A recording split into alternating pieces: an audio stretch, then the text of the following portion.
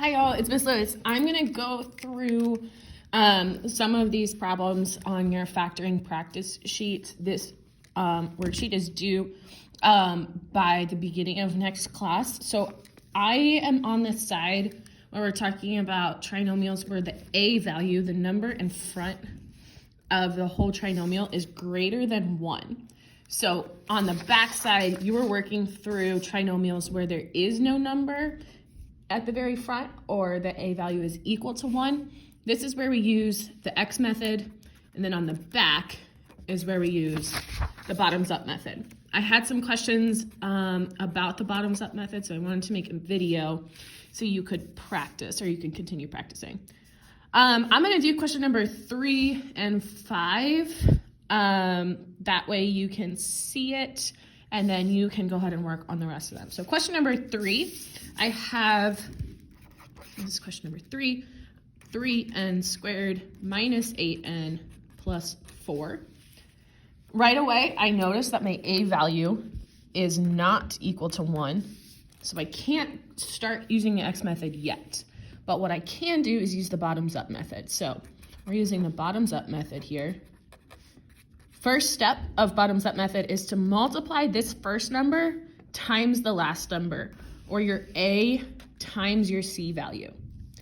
When I do that, my goal is to get rid of this 3. So I have n squared minus 8n, 3 times 4 is 12, and that becomes my c value.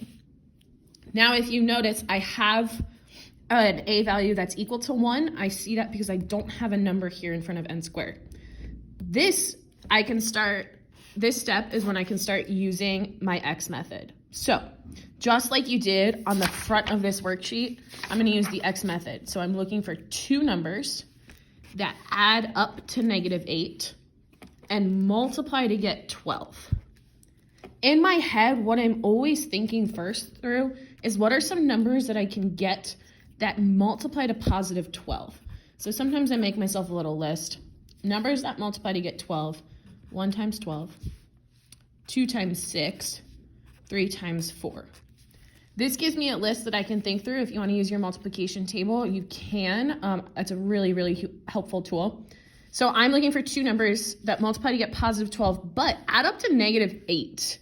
I know that I can't add two positive numbers to get me a negative, so I'm probably thinking about what combination of these numbers, if I make them negative, would get me to -8.